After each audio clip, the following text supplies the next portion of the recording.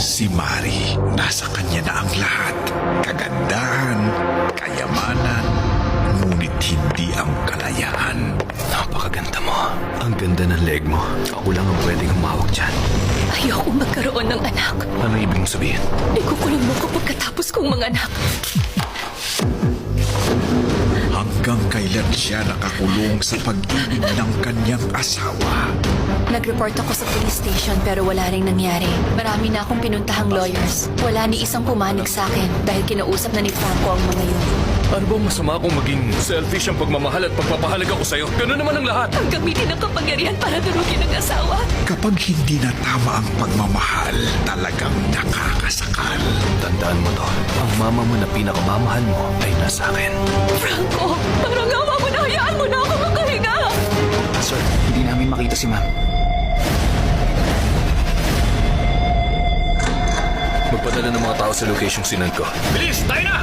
Mari yun, paalam. Ayun! Hindi pwedeng patay na siya. Hindi ka pwedeng mamatay. Hindi! Mari! Mari! Hindi ko na kayang mabuhay gamit ang mukhang ito. Tulungan mo ako. Kailangan ko magpalit ng mukha para mabuhay ako.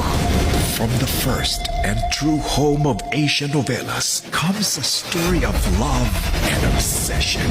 Mari, hindi ka pumunta dito para mamatay. Buhay ka. Nasaan ka? Ang mukhang noon ay may tinatakasan, ngayon ay mukhang may kalayaan. Doc, gusto ko ang mukhang to. Mukha akong matapang at malakas. Bagong ganda, bagong pag-asa.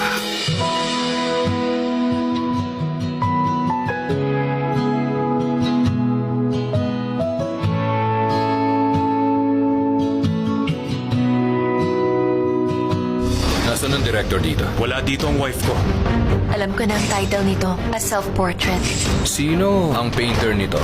Nasaan ang wife ko? Kailangan kong malaman kung asawa mo talagang babae sa loob. Pag hindi mo pinakita sa akin ngayon ang... Mari, may bisita tayo. Meron kang kailangan. Hindi ka makakalayo sa impyerno. Ipakita mo sa kanila ang kapangyarihan mo. Kung tuso ang kalaban mo. Napakapamilyar ng mga mata niya. Sabihin mo kung anong itinatago mo sa akin. Ang ganda ng leg mo. Dahil hindi mo maloloko ang puso baliw sa'yo. Ano mang pagpapanggap mo at nasa tuman, mahanap kita.